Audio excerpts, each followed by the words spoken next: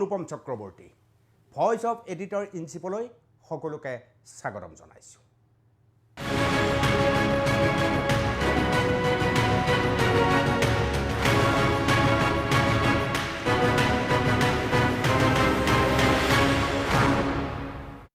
দিনটোৰ সবাতোকৈ চৰ্চিত বিষয় লৈ প্ৰতি নিশা ৮ বজাত মই আপোনালোকৰ সন্মুখত উপস্থিত হওঁ। আজিৰ চৰ্চিত বিষয়ৰ ভিতৰত আমি 4টা বিষয় নিৰ্বাচন কৰিছোঁ। ইয়াৰে প্ৰথমটো বিষয় আপোনাৰ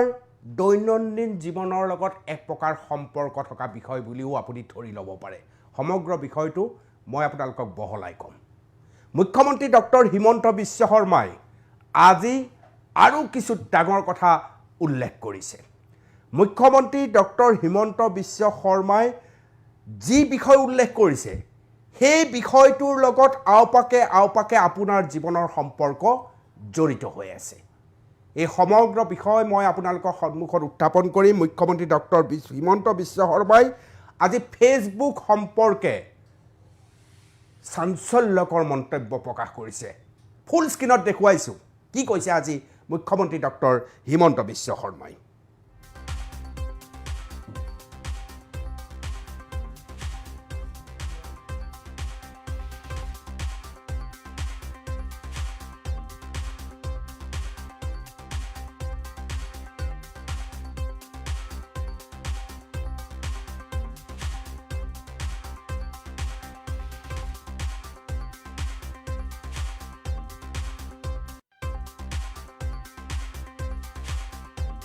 মুখ্যমন্ত্ৰীয়ে উল্লেখ কৰি কৈছে ২৬ৰ নিৰ্বাচনৰ পূৰ্বে ফেচবুকৰ জৰিয়তে অসমৰ ৰাজনীতিত জড়িত হৈছে বিদেশী ইছলামিক দেশ আৰু সেই দেশৰ পৰাই চলি আছে বেছিভাগ একাউণ্ট। পাকিস্তানত আছে ৩৫০টা একাউণ্ট, মধ্যপ্ৰাচ্যৰ ৫০০ ফেচবুক একাউণ্ট সক্ৰিয়।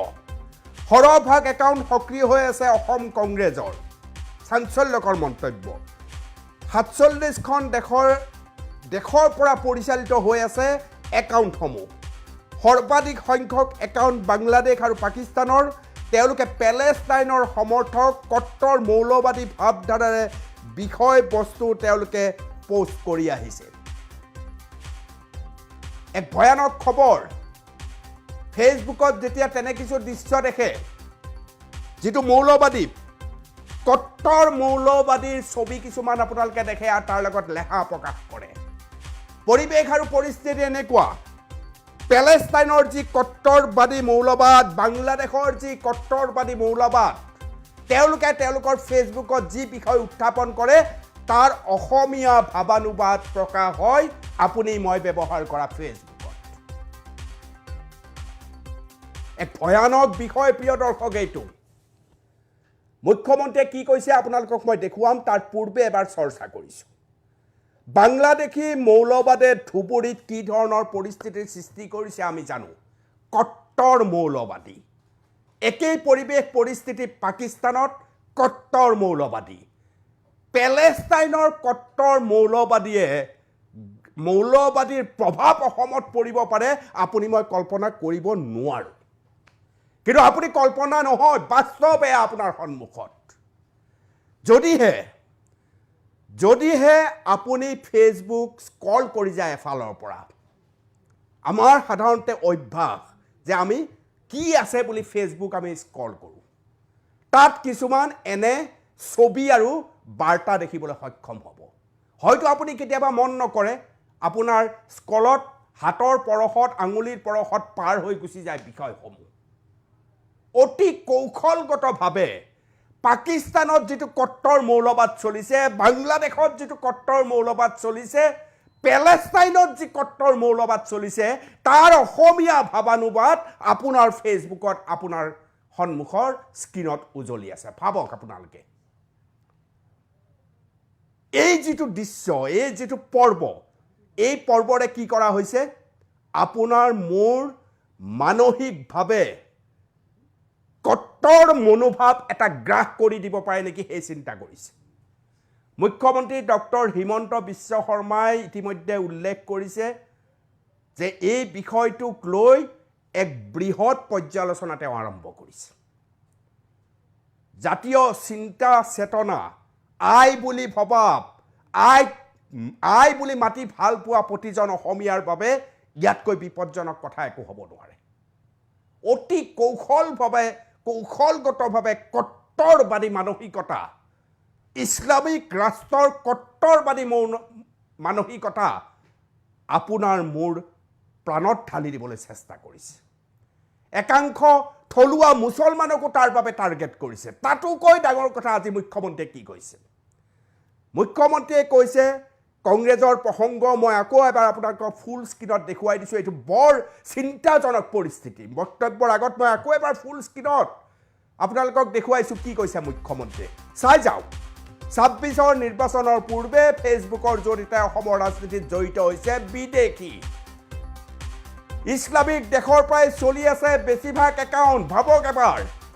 স্ক্ৰল কৰিলে এই দৃশ্য ওলাব আপোনাৰ স্ক্ৰীনতো পাকিস্তানৰ আছে ৩৫০ একাউণ্ট মধ্যপ্ৰাচ্যৰ ৫০০ ফেচবুক সৰহভাগ একাউণ্টত সক্ৰিয় হৈ আছে অসম কংগ্ৰেছ ই আটাইতকৈ দুৰ্ভাগ্যজনক কথা ৪৭খন দেশত পৰিচালিত হৈ আছে একাউণ্টসমূহ ভাবক এবাৰ ৪৭খন দেশত সৰ্বাধিক সংখ্যক একাউণ্ট বাংলাদেশ আৰু পাকিস্তানৰ তেওঁলোক পেলেষ্টাইনৰ সমৰ্থক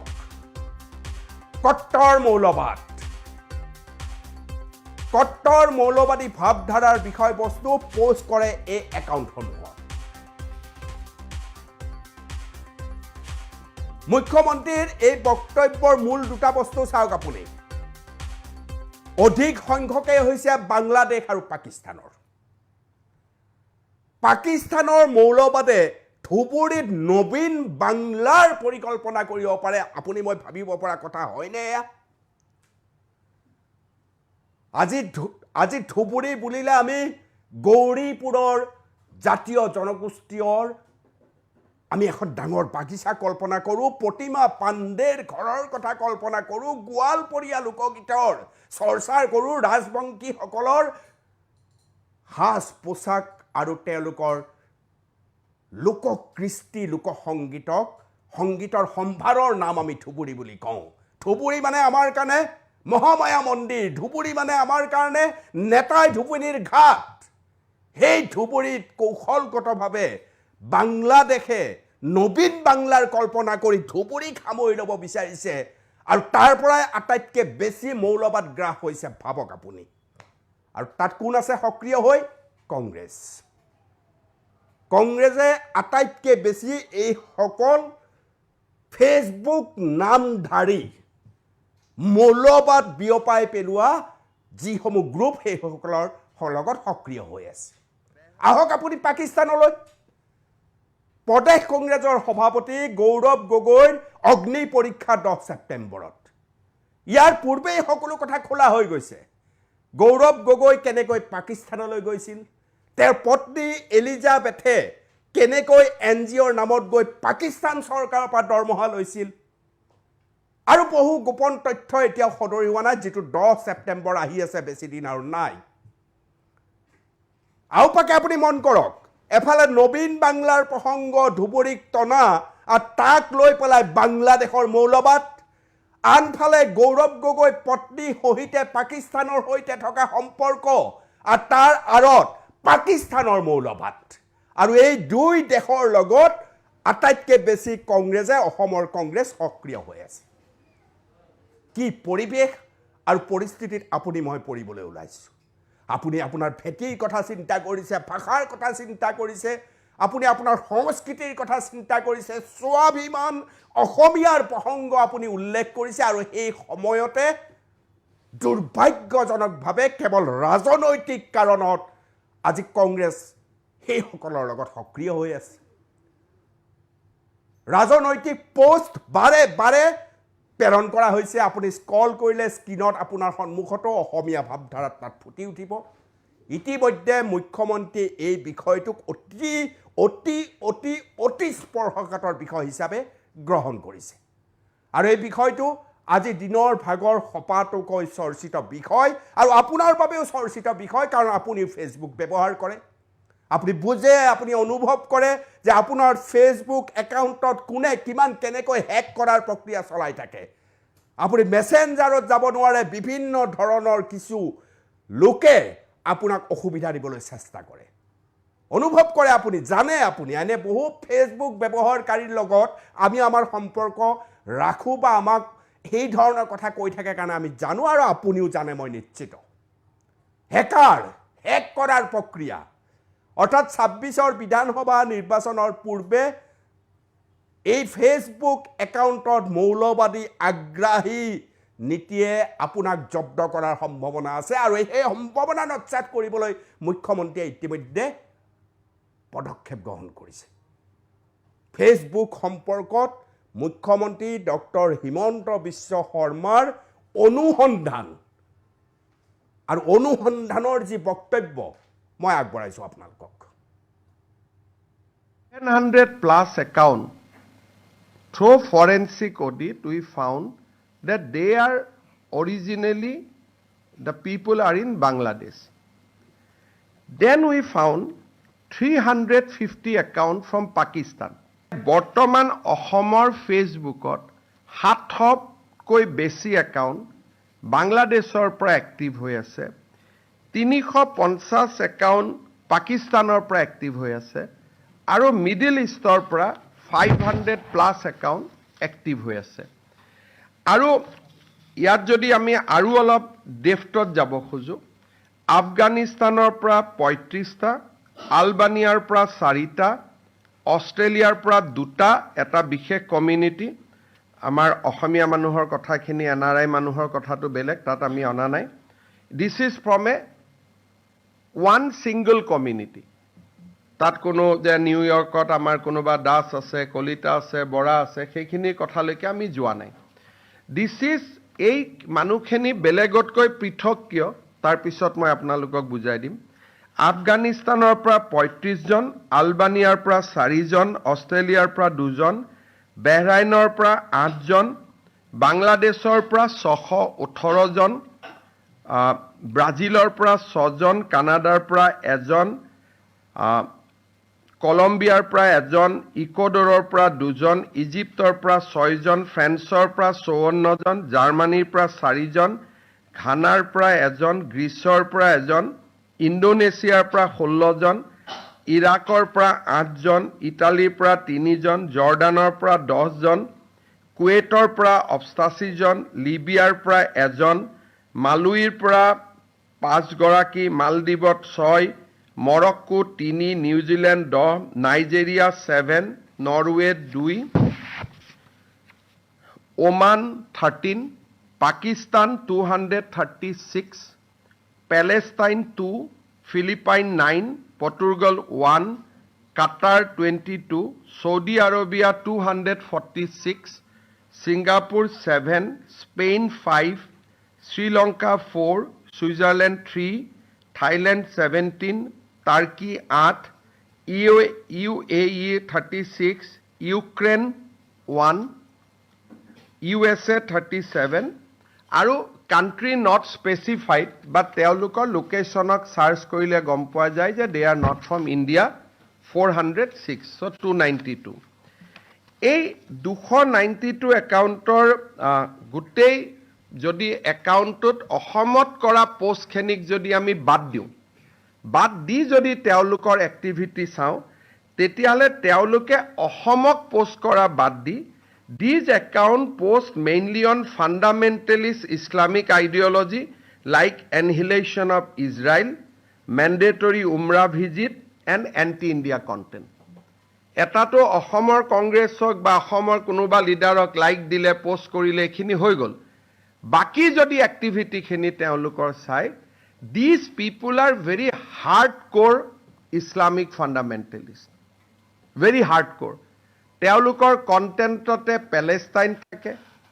নহ'লে এনহিলেশ্যন থাকে, যে যোনে ইছলাম নামানে বাকী মানুহক মাৰি পেলাব লাগে। তেওঁলোকৰ গোটেই কণ্টেণ্টখিনি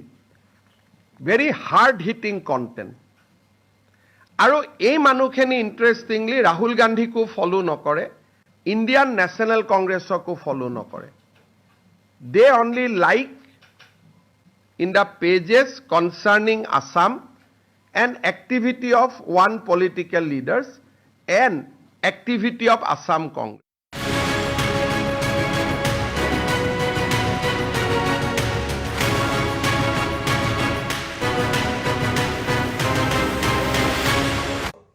অতি স্পৰ্শকাতৰ বিষয়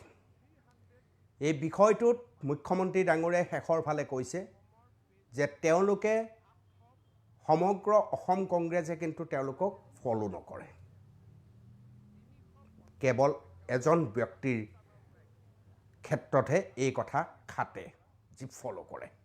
অতি চিন্তাজনক বিষয় আজি মুখ্যমন্ত্ৰীয়ে আন এক চিন্তাজনক বিষয় উত্থাপন কৰিছে এই বিষয়টোৰ মই চৰ্চা কৰিব খুজিছোঁ আৰু এই বিষয়টোৰ লগত উচ্ছেদৰ সম্পৰ্ক আছে এই বিষয়টোৰ লগত কুৰবানী সম্পৰ্কীয় প্ৰসংগটো জড়িত হৈ আছে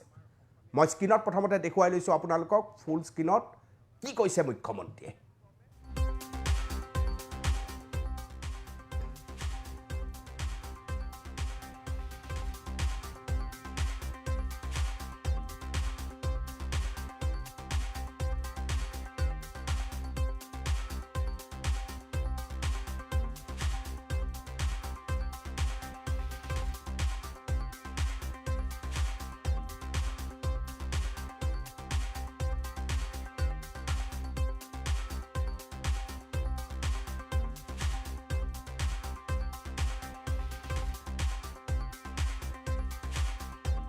মুখ্যমন্ত্ৰীয়ে কৈছে অহাবাৰ ঈদত ইছলাম ধৰ্মাৱলম্বী লোকসকলে কুৰবানী দিব নোৱাৰিবও পাৰে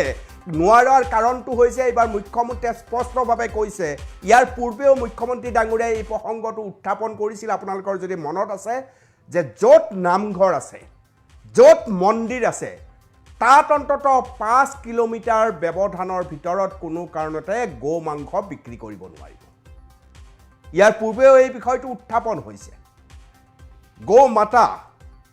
আমি গৰুক যি ধৰণে পূজা অৰ্চনা কৰোঁ আৰু গৰুক আমি যিটো দৃষ্টিভংগীত লওঁ আমাৰ অসমীয়া মানুহৰ গৰু বিহুই আছে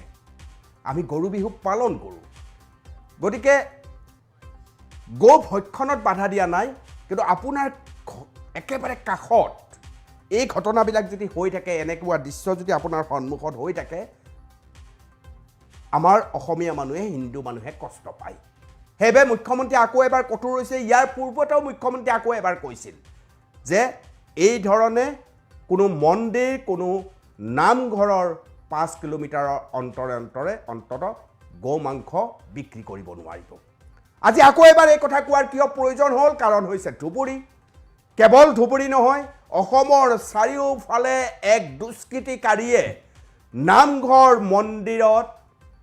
গো মাংস পেলাই যোৱাৰ দৰে ঘটনা সংঘটিত কৰি এক সাম্প্ৰদায়িক সংঘাত কৰিব পাৰে নেকি দুষ্কৃতিকাৰীয়ে চেষ্টা কৰি আছে মুখ্যমন্ত্ৰীয়ে আনকি ধুবুৰীত গৈ হনুমান মন্দিৰত থিয় হৈ মুখ্যমন্ত্ৰীয়ে তাৰ পৰা ডিঙিত গামোচা লৈ সকলোকে সকিয়নি দি কৈছে এই কথা আৰু নচলিব যাৰ কাৰণে দুষ্কৃতিকাৰীৰ বিৰুদ্ধে মুখ্যমন্ত্ৰীয়ে ঘোষণা কৰি আহিছিল ধুবুৰীত যে দেখা মাত্ৰকেই নিখাৰ ভাগত দেখা মাত্ৰকে গুলিয়াব লাগে এইসকল দুষ্কৃতিকাৰী এয়া এই দুষ্কৃতিকাৰীসকল থলুৱা মুছলমান নহয় কোনো হিন্দু নহয় ইয়াৰ লগত মৌলবাদী মানসিকতা সংযুক্ত হৈ আছে বাংলাদেশৰ মৌলবাদে ইয়াৰ ভিতৰত সোমাই আছে আৰু অতি গুৰুতৰ অভিযোগ গৃহ বিভাগৰ হাতত আছে বিষয়টো ইমানেই স্পৰ্শকাতৰ যাৰ কাৰণে শীৰ্ষ আৰক্ষী বিষয়াৰ বদলি হৈছে যাৰ বাবে ডিজিপি গৈ ধুবুৰীত উপস্থিত হ'বলগীয়া হৈছে যাৰ বাবে ধুবুৰীত সেনা বাহিনীয়ে ফ্লেগ মাৰ্চ কৰিবলগীয়া পৰিস্থিতিৰ সৃষ্টি হৈছে নবীন বাংলা ধুবুৰীক লৈ নবীন বাংলাৰ সপোন ৰচিছিল বাংলাদেশে মৌলবাদ ক্ৰমান্বয়ে গ্ৰাস কৰাইছিল কিছু দুষ্কৃতিকাৰীয়ে এই মৌলবাদক ঠাই দিছিল আত্মগোপন কৰিবলৈ সুবিধা দিছে যাৰ ফলশ্ৰুতিত এতিয়া উচ্ছেদ অভিযান তীব্ৰ হৈছে গোৱালপাৰাত তীব্ৰ হৈছে ধুবুৰীত সমান্তৰালভাৱে ফ্লেগ মাৰ্চ কৰিছে সামৰিক বাহিনীয়ে আৰু ইয়াৰ লগে লগে কেন্দ্ৰীয় গৃহ দপ্তৰলৈ এই সমগ্ৰ খবৰ গৈছে যে নবীন বাংলাৰ কথা ভাবি কি ধৰণে এতিয়া বাংলাদেশে মৌলবাদ চাৰিওফালে সিঁচৰিত কৰি কাৰসাজি কৰি অসমক বিভাজন কৰিবলৈ চেষ্টা কৰিছে আৰু ইয়াৰ ফলশ্ৰুতিৰ ফলতেই আজি এই মৌলবাদী আগ্ৰাহী নীতিক নিষেধ কৰিবলৈ ইতিমধ্যে মুখ্যমন্ত্ৰীয়ে জঁপিয়াই পৰিছে কিন্তু আটাইতকৈ ডাঙৰ বিষয় এই বিষয়টো আকৌ এবাৰ এই কাৰণে আহিল কুৰবানীৰ প্ৰসংগ কাৰণ গো মাংস মন্দিৰত পেলোৱা হৈছিল গো মাংস নামঘৰত পেলোৱা হৈছিল এছাম দুষ্কৃতিকাৰীয়ে এই কাম কৰিছিল গতিকে মুখ্যমন্ত্ৰী ডাঙৰীয়া আকৌ কঠোৰ হৈছে আৰু স্পষ্টভাৱে ঘোষণা কৰিছে পূৰ্বতে কোৱাৰ দৰে যে 5 কিলোমিটাৰৰ অন্তৰত অৰ্থাৎ এটা নামঘৰ আছে এটা মন্দিৰ আছে সেই মন্দিৰ বা নামঘৰৰ পৰা 5 কিলোমিটাৰ বেখাৰ্ধৰ ভিতৰত কোনো কাৰণতে গো মাংস বিক্ৰী কৰিব নোৱাৰিব কিন্তু দ্বিতীয়টো বিষয় তাতোকৈ গুৰুত্বপূৰ্ণ আজি মুখ্যমন্ত্ৰীয়ে উল্লেখ কৰিছে দ্বিতীয়টো বিষয় ৰাজ্যত ট্ৰাইবেল ব্লক বেল্ট পিজিআৰ আৰু ভিজিআৰ ভূমিত চলোৱা হ'ব জৰীপ এইটো খুব ডাঙৰ খবৰ মই আকৌ এবাৰ আপোনাক ফুল স্ক্ৰীনত দেখুৱাইছোঁ আপোনালোকে চাওক মুখ্যমন্ত্ৰীয়ে দ্বিতীয় খবৰটো কেনেকৈ দিছে প্ৰথম খবৰৰ পিছত দ্বিতীয় খবৰটো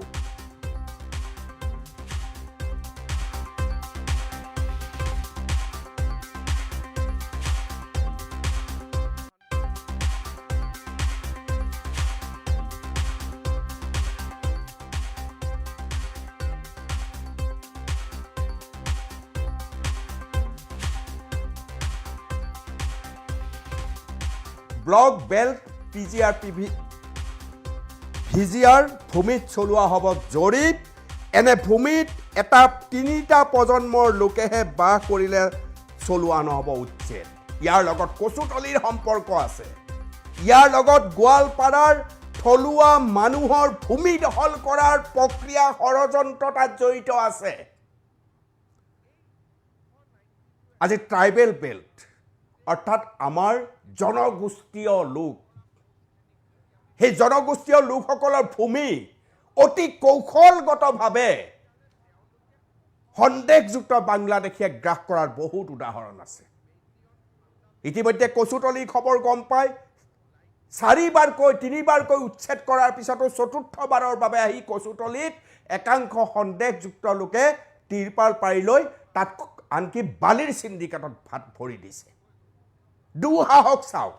কিন্তু আটাইতকৈ ডাঙৰ কথা সংযোগকাৰী কোনে সংযোগ কৰি দিয়ে কোনে কয়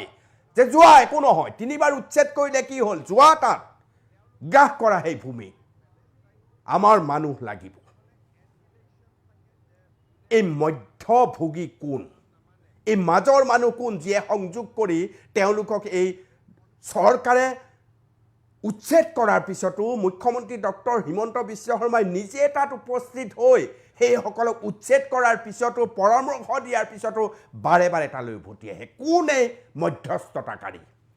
সংগোপনে কোনোবা মধ্যস্থতাকাৰী সোমাই আছে আৰু সন্দেহযুক্ত লোকক চাৰিওফালে সিঁচৰিত কৰিবলৈ চেষ্টা কৰিছে ভাবক ৰাজধানী গুৱাহাটীৰ কাষত এই অৱস্থা গোৱালপাৰাততো ক'বই নালাগে ধুবুৰীততো ক'বই নালাগে উজনি অসমতো লাহে লাহে হাজিৰা কাম কৰিবলৈ গৈ খেতি পথাৰত আমি নমাই দিয়াৰ ফলশ্ৰুতিত কিছু ঠাইত লাহে লাহে এনে লোক সোমাইছে আৰু এই সন্দেহযুক্ত লোকসকলে থলুৱা মুছলমানক অসহ্য কৰি তুলিছে কিছু ট্ৰাইবেল বেল্ট বৰদোৱাত আপোনালোকে জানে কি ধৰণৰ ঘটনা সংঘটিত হৈছে মুখ্যমন্ত্ৰীয়ে স্পষ্ট কৰিছে যে কোনো ধৰণৰ জনগোষ্ঠীয় লোকক আমাৰ থলুৱা লোকক কোনো কাৰণতেই উচ্ছেদ কৰাৰ কথা অহাই নাই বৰং তেনেকুৱা যদি কাৰোবাৰ মাটি বাৰী নাই তেওঁলোকক মাটি বাৰী প্ৰদান কৰাৰ কথা ভবা হৈছে চাহ বাগিচাৰ প্ৰসংগ উত্থাপন কৰিছিল মুখ্যমন্ত্ৰীয়ে বৰদোৱাত যে জনগোষ্ঠীয় লোকসকলক দৰকাৰ হ'লে যদি তেওঁলোকে বিচাৰে আমি সেই মাটি তেওঁলোকৰ বাবে ক্ৰয় কৰি তেওঁলোকৰ হাতত অৰ্পণ কৰিম আজি মুখ্যমন্ত্ৰীয়ে ডাঙৰ কথাই কৈছে ৰাজ্যৰ tribal block belt PGR VGR ভূমিত চলোৱা হ'ব জৰীপ এই জৰীপত বহু কথা ওলাই পৰিব এনে ভূমিত 3টা প্ৰজন্মৰ লোক থাকিব লাগিব তেতিয়াহে তেওঁলোক উচ্ছেদ নহ'ব অৰ্থাৎ তেনে ভূমিত যদি মই আছোঁ তেতিয়াহ'লে সেই একে ভূমিত মোৰ দেউতা থাকিব লাগিব আৰু একে ভূমিত মোৰ ককা দেউতাও থাকিব লাগিব, তেতিয়াহে মই উচ্ছেদিত নহওঁ। এইটো এটা আকৰ্ষণীয় কথা। ইয়াৰ আঁৰত কোকৰাঝাৰ, অভয়াপুৰী, গোৱালপাৰা, ধুবুৰী, আপুনি আহি থাকক, তেজপুৰ, বিভিন্ন ঠাইৰ জনগোষ্ঠীয় মানুহৰ মাটি অতি কৌশলগতভাৱে কিছু সন্দেহযুক্ত লোকৰ হাতত অৰ্পণ কৰাৰ কাৰসাজি ওলাই পৰিব এই জৰীপত। এই জৰীপে জাতীয় স্বাভিমান প্ৰকাশ কৰিব। এই জৰীপে আপোনাৰ ৰাজহাড় পোন কৰাৰ সম্ভাৱনা প্ৰস্তুত কৰিব। গতিকে ই বৰ ডাঙৰ খবৰ। আজি খুব গুৰুত্বপূৰ্ণভাৱে এই খবৰটোক হয়তো বহুতে লোৱা নাই, কিন্তু মই ভাবোঁ ই এটা ডাঙৰ খবৰ। এই জৰীপ অতি প্ৰয়োজন আছিল। এই জৰীপে নিশ্চিত কৰিব যে কেইটা প্ৰজন্মৰ পিছত সেই মাটি জনগোষ্ঠীয়ে হেৰুৱাই পেলালে, কেইটা প্ৰজন্মৰ পিছত আমাৰ থলুৱা মানুহে সেই মাটি হেৰুৱাই পেলালে। ইয়াৰ সকলো খবৰ তাৰ ভিতৰৰ মাজেদি ওলাব। খবৰৰ আঁৰৰ খবৰ এয়া, আৰু এই আঁৰৰ খবৰৰ মাজত জাতিটোৰ জাতীয় সত্তা, ভৌগোলিক স্থিতি আৰু অৰ্থনৈতিক বিকাশৰ কথাটো আওপাকে লুকাই আছে। কি কৈছে মুখ্যমন্ত্ৰী ডাঙৰীয়াই? এই সম্পৰ্কত কুৰবানীটো আপুনি শুনিবই, কিন্তু বাৰে বাৰে মন দি শুনিব জৰীপৰ প্ৰসংগ আগবঢ়াইছোঁ। দ্বিতীয়তে আপোনালোকে জানে যে কেইটামান দিনৰ পৰা অসমত, বিশেষকৈ ঈদুল জহাৰ পিছৰ পৰা অসমত কেইটামান জাগাত আমি অশান্তিৰ বীজ সিঁচিবলৈ কৰা প্ৰচেষ্টা আমি দেখিবলৈ পাই আছোঁ। প্ৰথমতে ধুবুৰীৰ পিছত লক্ষীপুৰত, লক্ষীপুৰৰ পিছত লখিমপুৰত, আৰু লখিমপুৰৰ পিছত গোৱালপাৰা, আৰু এতিয়া হোজাই। ক'ব গ'লে সাম্প্ৰদায়িকভাৱে বা যিমানখিনি জাগাত খুব চেনচিটিভ জাগা, এই গোটেই স্থানবিলাকতে এনেকুৱা ঘটনা হোৱা দেখা গৈছে। আৰু এই গোটেই ঘটনাবিলাক যেতিয়া আমি চাওঁ, তেতিয়াহ'লে আমি দেখা পাওঁ যে য'ত য'ত এনেকুৱা ঘটনা হৈছে তাৰ ওচৰত এনেকুৱা লোকেলিটি আছে, যিসমূহ লোকেলিটিত সাধাৰণতে ঈদুল জহাৰ সময়ত গৰু মাংস খোৱাৰ এটা ব্যৱস্থা চলি আছে। আমাৰ যিখন কেটল বিল আছে, বা আমাৰ যিখন কেটল আমাৰ প্ৰিজাৰ্ভেশ্যন বিল আছে, সেই বিল অনুসৰি যদি হিন্দু মানুহ থাকে তাৰ 5 কিলোমিটাৰত কোনো মানুহে, যদি মন্দিৰ আছে বা আমাৰ নামঘৰ আছে, তাৰ 5 কিলোমিটাৰত এই ধৰণৰ মাংস তেওঁলোকে খাব নোৱাৰে। সেইটো আইনী ব্যৱস্থা আছে। কিন্তু ধুবুৰীতে হওক, আন জেগাত, আপোনালোকে ধুবুৰীত জানে যে গুৰুদ্বাৰা আটাইতকৈ দেশৰ এটা অন্যতম গুৰুদ্বাৰা তাতে আছে,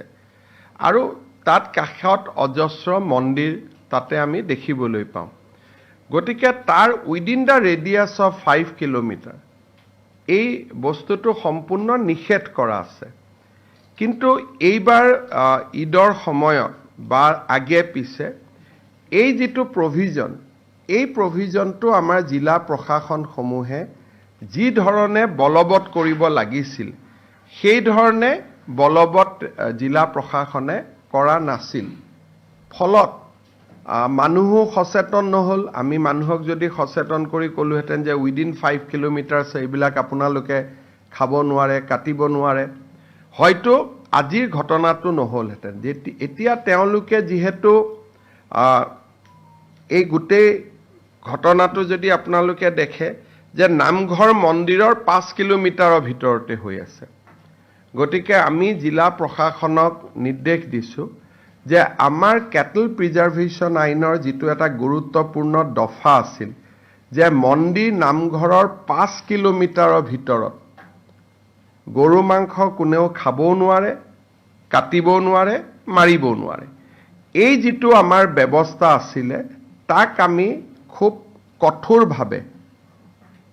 বলবৎ কৰিবলৈ জিলা প্ৰশাসনক আমি নিৰ্দেশ দিছোঁ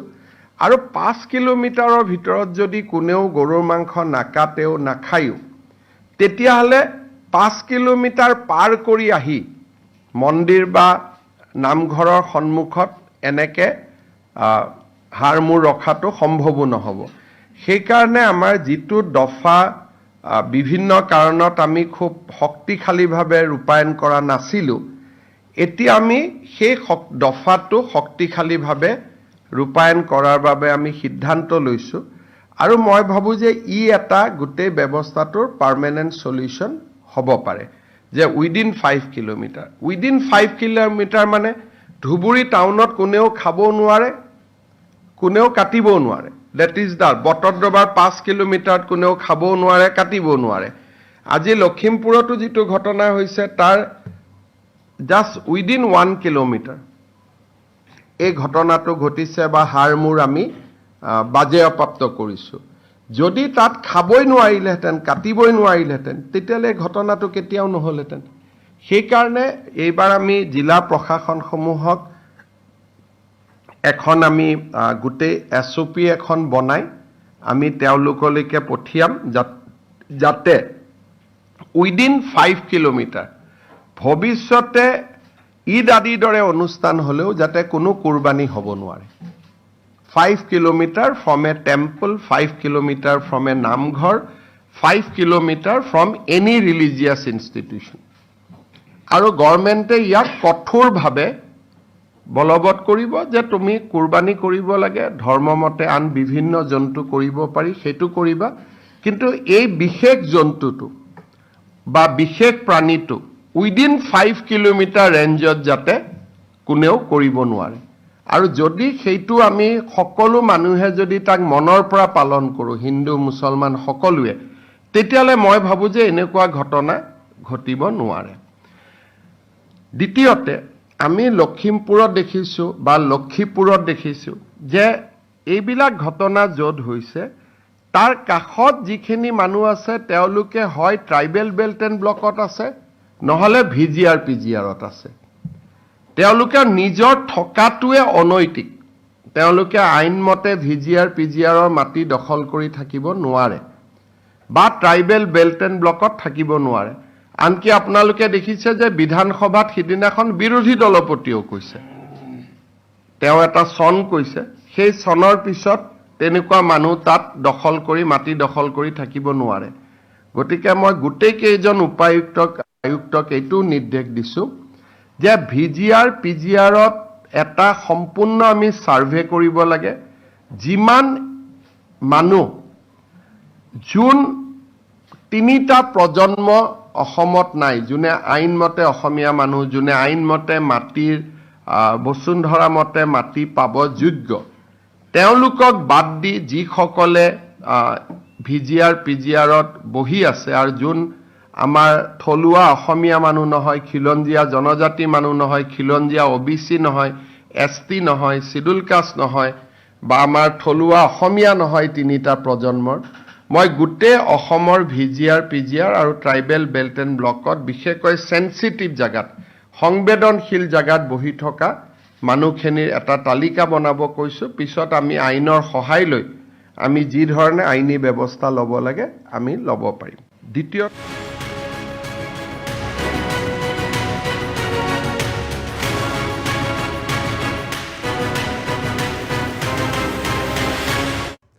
এইবাৰ আপোনালোকৰ সন্মুখত মই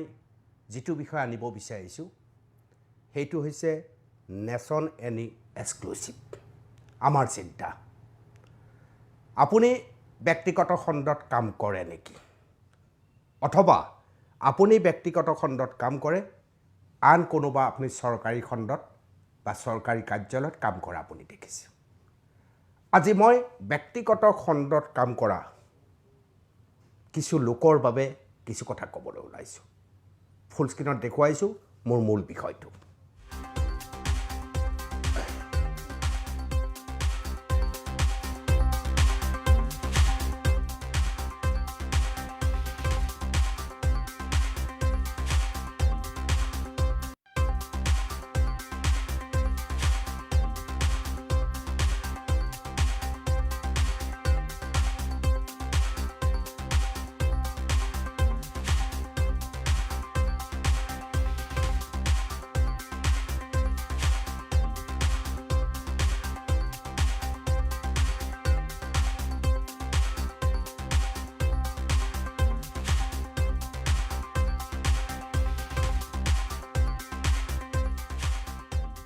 লগত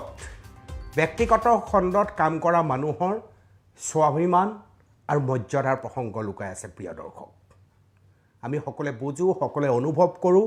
আমাৰ সামাজিক ব্যৱস্থাত এনেকুৱা এটা অনুভৱ আমি আজিও কৰোঁ আমাৰ পৰিয়ালসমূহত যে চৰকাৰী চাকৰি লাগে চকীদাৰেই হওক খুব ভাল চাকৰি আৰু খুব ভাল ব্যক্তিগত খণ্ডত চাকৰি কৰাৰ পিছতো সেই মানুহজনে আনকি ছোৱালী পোৱাৰ যোগ্যতাও নোহোৱা হয় যে এটা ধাৰণা পিতৃ মাতৃৰ যেন সেই চাকৰিটোৰ স্থায়িত্ব নাই অস্থিৰতা আছে এনেধৰণে ভবা হয় কিন্তু কথাটো আচলতে বাস্তৱ তেনেকুৱা নহয় চৰকাৰী চাকৰি মানে বিলাসিতা নহয় চৰকাৰী চাকৰি মানেই সকলো সুবিধা নহয় আপুনি সমগ্ৰ বিশ্বত যদি পৰ্যালোচনা কৰে ব্যক্তিগত খণ্ডৰ চাকৰি কৰা লোকৰ সৰ্বোচ্চ সন্মান আছে আৰু সমানে আছে ধন পৰিয়াল সুখত ৰখাৰ আটাইতকৈ বেছি ক্ষমতা যদি আছে তেতিয়াহ'লে ব্যক্তিগত খণ্ডৰ চাকৰি আপুনি জানে অসমতো ব্যক্তিগত খণ্ডই লাহে লাহে আৰম্ভ হৈছে জাগিৰোডত এটা পৰিৱেশ ইতিমধ্যে তৈয়াৰ হৈছে ছেমিকণ্ডাক্টৰ আৰম্ভ হ'ব এনেকুৱা পৰিৱেশ পৰিস্থিতিত আমি এই পুৰণিকলীয়া দৃষ্টিভংগীৰ পৰা আঁতৰি যাব লাগে ট্ৰেজেডি চাওক আপুনি স্নাতক বা স্নাতকোত্তৰ ডিগ্ৰীধাৰী এটা ল'ৰাই কেৱল চৰকাৰী চাকৰিৰ বাবে চতুৰ্থ বৰ্গৰ পৰীক্ষা দিবলৈ কুণ্ঠাবোধ নকৰে ইঞ্জিনিয়াৰিং পাছ কৰা এটা ল'ৰা সেই ল'ৰাটোৱেও আনকি চতুৰ্থ বৰ্গৰ চাকৰিৰ বাবে এপ্লাই কৰিবলৈ চিন্তা নকৰে পিতৃ মাতৃও ঠেলা হেঁচা দিয়ে কাৰণ সেইটো চৰকাৰী চাকৰি কি এক ট্ৰেজেডি আমাৰ কিন্তু আমি আমাৰ চৰিত্ৰ জানো পৰিবহণ নিগম ৰঙা বাছত আপোনাৰ চাকৰি কৰিবলৈ সবৰে মন যায় চৰকাৰী বিদ্যালয়ত সকলোৱে চাকৰি কৰিবলৈ ইচ্ছা যায় কিন্তু নিজৰ ল'ৰা ছোৱালীক প্ৰাইভেটত পঢ়ুৱায় আকৌ সেই প্ৰাইভেটত পঢ়ুৱা সেই ল'ৰা ছোৱালীক আকৌ ব্যক্তিগত খণ্ডৰ চাকৰি কৰিবলৈ নিদিয়ে লাগে চৰকাৰী এই চিন্তাধাৰা মনৰ পৰা এৰিবৰ হ'ল এই আও পুৰণি চিন্তাধাৰা এতিয়া জোকাৰি পেলোৱাৰ সময় আহিল ব্যক্তিগত খণ্ডৰ যিসকল চাকৰিয়াল সেইসকলে কামত ফাঁকি নিদিয়ে ফাঁকি দিয়াৰ কোনো স্কোপ নাই এলাহ কৰিব নোৱাৰে এলাহ কৰাৰ কোনো স্কোপ নাই যাৰ ফলত কি হৈছে যেতিয়া আপুনি কোনো কামত ফাঁকি নিদিব যেতিয়া আপুনি কোনো কামত এলাহ নকৰিব নিৰবিচ্ছিন্নভাৱে আপুনি যেতিয়া কাম কৰি যাব তেতিয়া আপোনাৰ দুচিন্তাৰ পৰা আপুনি আঁতৰত থাকিব আপুনি আপোনাৰ পৰিকল্পনা উচিতভাৱে কৰিবলৈ সক্ষম হ'ব কিন্তু চৰকাৰী চাকৰিত মই সংখ্যাগৰিষ্ঠতা বুলিহে কৈছোঁ সকলো তেনেকুৱা নহয় বহু এনে কৰ্মচাৰীও আছে কঠোৰ শ্ৰম কৰে উৎসৰ্গিত হয় তেওঁলোকে চৰকাৰী কাৰ্যালয়ৰ বাবে কিন্তু একাধিক এনেকুৱা লোক আছে যি কেৱল কামৰ ফাঁকি সুযোগ আৰু সুবিধা বিচাৰি ফুৰে কেনেকৈ মই কাৰ্যালয় নোযোৱাকৈ থাকিম সুযোগ আৰু সুবিধা বিচাৰি ফুৰে কাৰ্যালয়ত উপস্থিত হৈ তেওঁ কাম নকৰাৰ ফাইল নোচোৱাৰ কম্পিউটাৰ চুব নজনা পৰিৱেশ আৰু পৰিস্থিতি এতিয়াও চৰকাৰী কাৰ্যালয়ত বহুতত ভৰি আছে কামৰ ফাঁকি এলাহ অলসতা এখন চৰকাৰে যেতিয়া আপোনাক নিয়োগ কৰিছে লাখ লাখ দৰমহা দিছে সুবিধা দিছে পেঞ্চন দিছে তাৰপিছতো আপুনি চৰকাৰী চাকৰিটোক ফাঁকি দিছে আপুনি কাক ফাঁকি দিছে সমাজক ফাঁকি দিছে আপুনি দেশক ফাঁকি দিছে নিজৰ ৰাজ্যখনক ফাঁকি দিছে আৰু এই ফাঁকি দিয়াৰ এই প্ৰৱণতাৰ ফলশ্ৰুতিত আমি কি দেখিবলৈ সক্ষম হৈছোঁ আমি দেখিবলৈ সক্ষম হৈছোঁ যে এই ফাঁকি দিয়াৰ ফলতে ৰাজ্য স্থবিৰ হৈছে আজি আপোনাৰ হাত দাঙি থকাৰ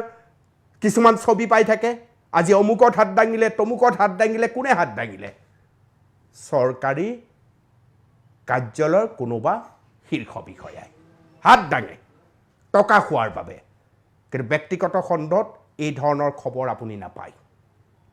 ব্যক্তিগত খণ্ডৰ মানুহ সাংঘাতিকভাৱে আগ্ৰাহী মনোভাৱৰ হয় আজি স্নাতকোত্তৰ বা স্নাতক ডিগ্ৰীধাৰী এটা ল'ৰাই যদি চতুৰ্থ বৰ্গৰ পৰীক্ষাত বহে পাছ কৰে চাকৰি পায় কিন্তু দক্ষতা শিক্ষাৰ শ্মশান যাত্ৰা আৰম্ভ হয় কাৰণ দক্ষতা তেওঁৰ যি আছিল সেই ধৰণে চতুৰ্থ বৰ্গৰ চাকৰিটো তেওঁৰ বাবে নহয় তেওঁ ভয় কৰিব নালাগে তেওঁ পিতৃ মাতৃক বুজাব লাগে সমাজক বুজাব লাগে আত্মীয় কুটুম্বক বুজাব লাগে যে আজিৰ তাৰিখত আৰু কেৱল মোক এটা চৰকাৰী চাকৰি লাগে জীৱনটো মোৰ সকলো হৈ গ'ল সেনেকুৱা নহয় পিতৃ মাতৃক বুজাব লাগে ছোৱালীয়েও সুৰাপান কৰি বদ অভ্যাস থকাৰ পিছতো কেৱল চৰকাৰী চাকৰি থকাৰ বাবে মই সেই মানুহটোৰ লগত বিয়া হ'ম তেনেকুৱা দিন আৰু এতিয়া নাই মই নিজে কৰ্ম কৰিব পাৰো মোৰ মানুহজনে এটা কৰ্ম কৰিব আৰু আমি প্ৰয়োজন সাপেক্ষে ব্যক্তিগত খণ্ডত চাকৰি কৰিয়ে আমি এখন সুখৰ সংসাৰ গঢ়িবলৈ সক্ষম হ'ম কেৱল এটা চৰকাৰী চাকৰি আঁৰত লুকাই থকা বহুত টকাৰ কাৰণে মোৰ বয়সতকৈ দুগুণ বয়সৰ এজন মানুহৰ লগত মোক তোমালোকে বিয়া দি দিবা আৰু মই সহ্য কৰিম এয়া হ'ব নোৱাৰে আৰু সেয়া যদি আমি মনৰ ভিতৰৰ পৰা কৰিব পাৰোঁ তেতিয়াহ'লে সামাজিক কেতবোৰ সমস্যা নিজে নিজে শেষ হ'ব আৰু মই ব্যক্তিগত খণ্ডত চাকৰি কৰা প্ৰতিজন যুৱক যুৱতীক আন্তৰিক অভিনন্দন জনাইছোঁ আপোনালোকৰ সাহস আছে আপোনালোকৰ ত্যাগ আছে আপোনালোকৰ কষ্ট আছে আপোনালোকে যিকোনো কামত আত্মনিয়োগ কৰাৰ হৃদয়ৰ পৰা শক্তি আছে সেইবাবে আপোনালোকৰ পদোন্নতি হয় সেইবাবে আপোনালোকে অধিক ধনৰ বাবে স্বাধীনভাৱে আপোনালোকে কাম কৰিব পাৰে কিবা কাৰণত যদি আপুনি কাম কৰি থকা কাৰ্যালয়টোত আপুনি সুখী অনুভৱ কৰা নাই তেতিয়া আপোনাৰ দক্ষতা বিকাশৰ বাবে আপুনি দ্বিতীয়টো কাৰ্যালয় খোলা হৈ যাব কাৰণ আপোনাক বিচাৰিব এইটোকে প্ৰফেশ্যন বুলি কয় এইটোৱে বৃত্তিগত বুলি কয় প্ৰফেশ্যন ইজিম ক'ত আছে কেৱল ব্যক্তিগত খণ্ডৰ চাকৰিত আছে আপুনি পৃথিৱীৰ প্ৰতিজন ধনাঢ্য ব্যক্তিক পৰ্যবেক্ষণ কৰক আটাইতকৈ ধনী সৰ্বোচ্চ সন্মানৰ অধিকাৰী যিসকল লোক সেইসকল লোক ব্যক্তিগত খণ্ডৰ চাকৰিয়াল আজি শিৱসাগৰৰ এগৰাকী কন্যা গৈ অসমীয়া কন্যা গৈ গুগলত চাকৰি কৰিছে মইতো বিনা দ্বিধাই ক'ম যে এখন মহাবিদ্যালয় বা বিশ্ববিদ্যালয় অধ্যাপিকাতকৈ কোনো গুণে কম নহয় শিৱসাগৰৰ পৰা গুগলত চাকৰি কৰা সেই ছোৱালীজনী আপুনি যদি আন্তঃৰাষ্ট্ৰীয় পৰ্যায়ত চাই আপুনি ক'ত চাব আপুনি ইংলেণ্ড চাওক আমেৰিকাত চাওক জাপান চাওক প্ৰতিখন দেশত অসমীয়া ল'ৰা ছোৱালী এতিয়া সাংঘাতিকভাৱে কাম কৰি আছে আপোনালোকেও জানে এই কথা আপোনালোকেও বুজে এই কথা আৰু ব্যক্তিগত খণ্ডত চাকৰি কৰা এইসকলৰ খবৰ আপুনি ৰাখক সুখ আৰু সমৃদ্ধিৰে তেওঁলোকে আগবাঢ়ি আছে হয় হয় অসমৰ কিছুমান পৰিৱেশত ব্যক্তিগত খণ্ড চাকৰিত পৰ্যাপ্ত দৰমহা নিদিয়ে 10,000 টকাত খটুৱাব খোজে তাৰ বাবে কিছু ল'ৰাই ভয় কৰে কিন্তু এনেকুৱা বহু ঠাই আছে যেনে মই ইতিমধ্যে আপোনালোকক সেমি কণ্ডাক্টৰ বিষয়ে উল্লেখ কৰিছোঁ জাগিৰোডত আহি আছে আপোনালোকে যদি তাৰ বাবে নিজক প্ৰস্তুত কৰে তেতিয়াহ'লে মই ভাবোঁ ব্যক্তিগত খণ্ডত আপোনাৰ যি চাকৰি সেই চাকৰিয়ে সৌভাগ্য কঢ়িয়াবলৈ সক্ষম হ'ব মই পিতৃ মাতৃক অনুৰোধ জনাইছোঁ নিজৰ ছোৱালীজনীক কেৱল চৰকাৰী চাকৰি চাই বিয়া দিয়াৰ মানসিকতা ত্যাগ কৰক ছোৱালীৰ বয়স 20 বছৰ আৰু চৰকাৰী উচ্চপদস্থ বিষয়া হোৱাৰ বাবে 50 বছৰীয়া মানুহটোৰ হাতত ফুল কমলীয়া ছোৱালীজনী অৰ্পণ কৰাৰ মানসিকতা ত্যাগ কৰক কেৱল এটা চৰকাৰী চাকৰি এগালমান ধন জীৱনৰ সম্পদ হ'ব নোৱাৰে এই কথা সকলোৱে অনুভৱ কৰাটো পিতৃ মাতৃয়ে অনুভৱ কৰাটো প্ৰয়োজন বহু পৰিৱৰ্তন হৈছে পৰিৱৰ্তন আমি চকুৰ সন্মুখত দেখিবলৈ সক্ষম হৈছোঁ কিন্তু এতিয়াও এই মানসিকতা আছে নাই বুলি আমি ক'ব নোৱাৰোঁ এতিয়াও বহু পৰিয়ালৰ পিতৃ মাতৃয়ে ডিব্ৰুগড় বিশ্ববিদ্যালয় গুৱাহাটী বিশ্ববিদ্যালয়ত ছোৱালীজনীয়ে পঢ়ুৱাই অনাৰ পিছতো ভাবে মই এটা চৰকাৰী চাকৰি কৰা মানুহ পাম নেকি মোৰ ছোৱালীজনীক অৰ্পণ কৰিবলৈ কিন্তু আপুনি দেখিব চকুৰ সন্মুখত তেওঁলোকৰ সন্মুখত এনেকুৱা বহু ল'ৰা ঘূৰি আছে যে ব্যক্তিগত খণ্ডতো চাকৰি কৰি ঘৰ ধুনীয়াকৈ পোহপাল নিজৰ ঘৰখন ধুনীয়াকৈ আগবঢ়াই লৈ গৈছে স্বাচ্ছন্দ্যৰে ভৰা এটা পৰিৱেশৰ মাজত তেওঁলোক আছে তাৰ পিছত কেৱল ব্যক্তিগত খণ্ডত চাকৰি কৰা বুলিয়েই তেওঁলোকক উপলুঙা কৰা হয় এই উপলুঙা এতিয়া বন্ধ হ'ব লাগে সমগ্ৰ বিশ্ব ভাৰতবৰ্ষ সকলোৱে ভাৰতকে ধৰি সমগ্ৰ বিশ্ব এতিয়া ব্যক্তিগত খণ্ডত চাকৰি কৰা মানুহৰ কৰ্মপটুতাক স্বীকাৰ কৰে সকলোৱে মুকলিভাৱে কয় যে ব্যক্তিগত খণ্ডত চাকৰি কৰা বেছিভাগ মানুহে ফাঁকি দিব নোৱাৰে এলাহ কৰিব নোৱাৰে ঠগিব নোৱাৰে আৰু যদিহে এইকেইটা কাম কৰে তেতিয়াহ'লে সেই স্থানৰ চাকৰি ত্যাগ কৰিব লাগিব প্ৰতিটো সময়ত তেওঁলোকে অগ্নি পৰীক্ষাৰ মুখামুখি হয় আৰু আটাইতকৈ ডাঙৰ কথা ব্যক্তিগত খণ্ডত চাকৰি কৰা মানুহে ঘৰখন আৰু কাৰ্যালয়ৰ মাজত পৃথকতা ৰাখিব জানে ডিউটিৰ সময় ডিউটি বাকী সময় ব্যক্তিগত খণ্ডৰ মানুহে মানুহৰ ওপৰত সিমান হেঁচা নাথাকে যিমান হেঁচা মই চৰকাৰী কাৰ্যালয়ত দেখিছোঁ কিন্তু চৰকাৰী কাৰ্যালয়সমূহত চৰকাৰী কৰ্মচাৰীসমূহৰ নিমিত্ত মানুহে মাত্ৰ যথেষ্ট ত্যাগ কৰি নিজৰ কাৰ্যালয়টো আগবঢ়াই নিবলৈ চেষ্টা কৰে বেছিভাগ চৰকাৰী কৰ্মচাৰীয়ে কেৱল ফাঁকি দিব বিচাৰে বিভিন্ন ধৰণে কেনেকৈ অফিচ নহাকৈ থাকিব পাৰি কেনেকৈ ছুটি ল'ব পাৰি বানপানী কৃত্ৰিম বানপানী পানী একাঠো হোৱা নাই তেওঁ কাৰ্যালয় নাযায় তেওঁৰ জ্বৰ হৈছে বুলি থাকিব লাগে 2 দিন আছে 5 দিন ঘৰলৈ বিহুৰ বন্ধ বুলি গ'ল লগত আকৌ 3 দিন আগবঢ়াই দিব তাৰ লগত চৰকাৰী বন্ধসমূহ আছে মই ভাবোঁ যে অসম চৰকাৰে অন্তত চৰকাৰী যিসকল কৰ্মচাৰী আছে সেইসকলক ব্যক্তিগত খণ্ডৰ যিটো পদ্ধতি কাম কৰাৰ যিটো পদ্ধতি সেই পদ্ধতিটো লৈ যোৱাৰ প্ৰয়োজন আছে প্ৰিয় দৰ্শক ভইচ অফ এডিটৰ ইন চিফৰ পৰা মোৰ বিদায়ৰ সময় সমাগত নেশ্যন এনিৰ বিশেষ বিষয় আপোনালোকৰ সন্মুখত মই উত্থাপন কৰিলোঁ মই বিদায় ল'ম কিন্তু বিদায়ৰ পূৰ্বে আপোনালোকৰ সন্মুখত ফুল প্লেটৰ জৰিয়তে নেশ্যন এনি এক্সক্লুচিভৰ বিষয় যি মই চৰ্চা কৰিলোঁ সেয়া আগবঢ়াই আজিৰ চৰ্চাৰ পৰা মই বিদায় লৈছোঁ ধন্যবাদ